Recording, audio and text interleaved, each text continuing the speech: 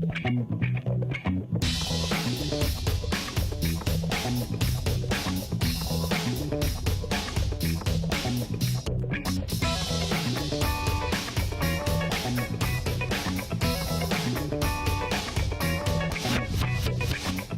Lisa Marie Long, and this is the PartyPoker.net World Tenpin Masters, where 16 of the world's best have gathered for the biggest bowling tournament with a $70,000 prize pool. The first round is a knockout round where our players are going head-to-head, so let's see who's made it through so far.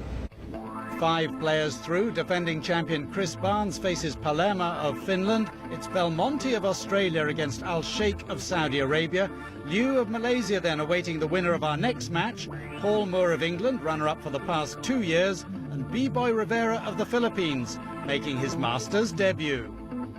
Tonight the crowd are coming to cheer on local talent Paul Moor, but will having the crowd on his side work in his favour? Let's meet the players. Hi, my name is Paul Moor, I'm from England, and tonight I'm playing Biboy Rivera. My name is Biboy Rivera, and I'll be playing Paul Moor today. And it's actually the first time I'll be bowling against him. He won the World Championship Masters last year, and he shot a 300 game in the final game to win it. So he knows how to win. He's a good player, and I'm expecting a tough match. I've heard his name several times. He's winning a lot in the European Tour. And there's more pressure because it's his hometown. And for sure, a lot of people will be rooting for him. I'm confident. I think I'm always going to win, so if you don't think you're going to win, it's a disadvantage anyway. I just do my best, and hopefully my best is good enough. Shake hands, gentlemen. Wish you good luck, good bowling. Paul to start the first game.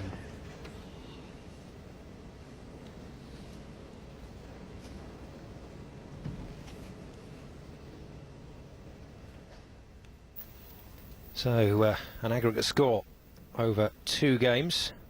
It's the best score that will go through to the quarterfinals. Paul Moor, one of the form men in this competition. His 2 visits to the World Tenpin Masters so far have been extremely successful. He is a tough opponent to beat on this single lane format, and he's about to open his account this year.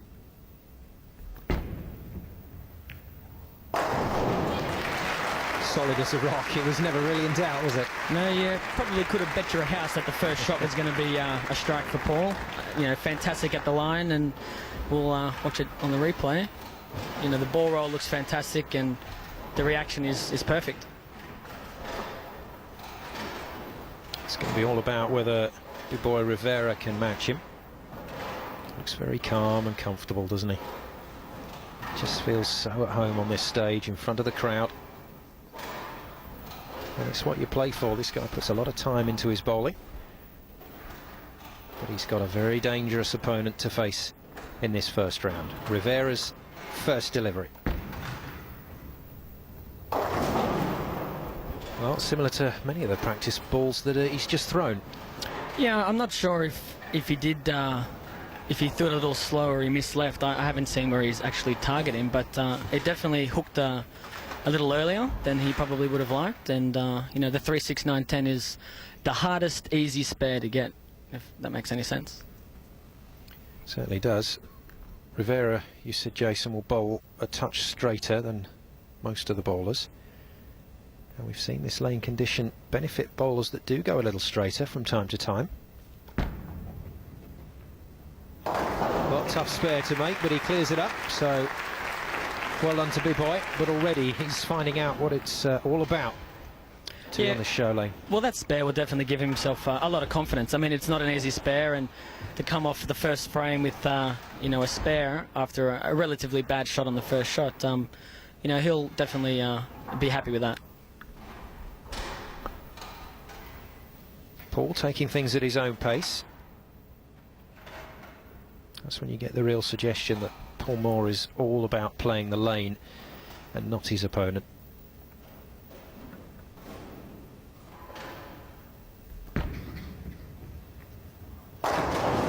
Good start, it's a double. Well, if I had my house to bet on the first shot, I don't know what I had left in my pocket to bet on the second one, but I would have put it on. It just looks amazing on the lane. I'd say all bets are off, if you ask me, Jason.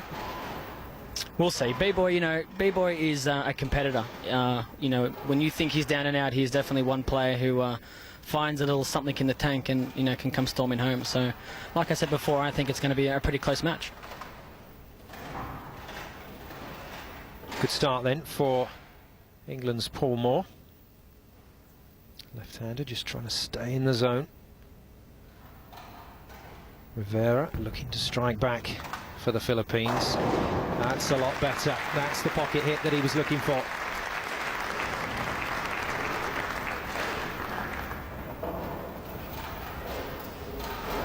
You can see the extension on Biboy's follow through there. He got through it a lot better, and the ball went a little further down the lane. I'm sure he probably made a move on the approach as well, probably maybe one board left or something like that, and the result showed it looked great down the lane. Spare and a strike then for Rivera, but Paul Moor working a double. Made a terrific start to his third appearance here at the World Tenpin Masters.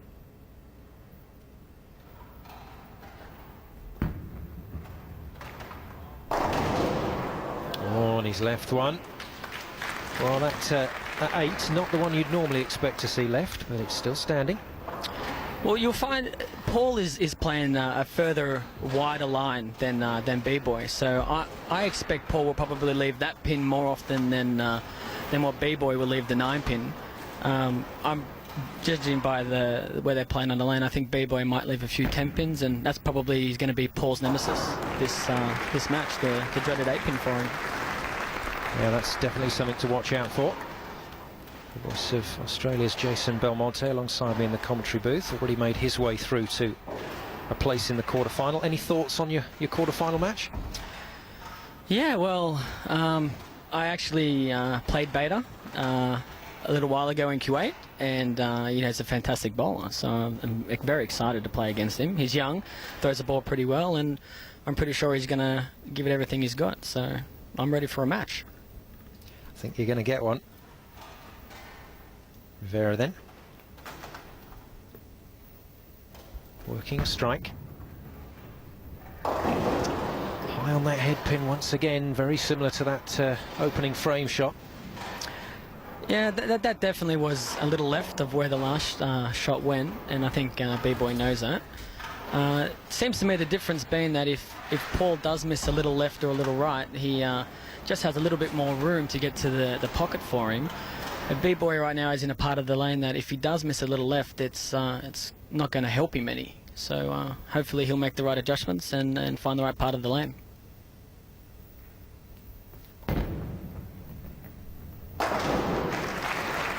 Biboy doesn't really fan those fingers out across the ball, does he? Keeps them quite tight. Yeah, well, in Asia, generally you never really want to hook the ball too much, so the lane patterns there are extremely tough, and you want to throw it a little straighter, and Biboy has obviously mastered his release to something that he's comfortable with and he can repeat. And I think Biboy right now just needs to relax and probably stop thinking about Paul's entry of angle and work on his own.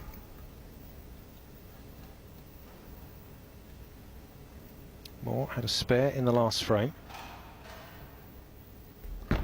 Just fierce concentration as he comes to that foul line and gets it right once again. I think a lot of people, Jason, feel that you're looking at the target that's 60 feet away, and you're not. The bowlers are looking at a target or a point on the lane a lot closer to them. No, well, if you actually just saw in that replay, Paul looks a lot closer than most of us, actually. He looks right at his feet. That's where he's obviously grown up and where he feels comfortable looking. I personally look at, you know, the arrows, and I think a lot of players do look near the arrows. I mean, it's a lot harder to hit something that is 60 feet away, but if you try and hit something a little closer, it's a lot easier.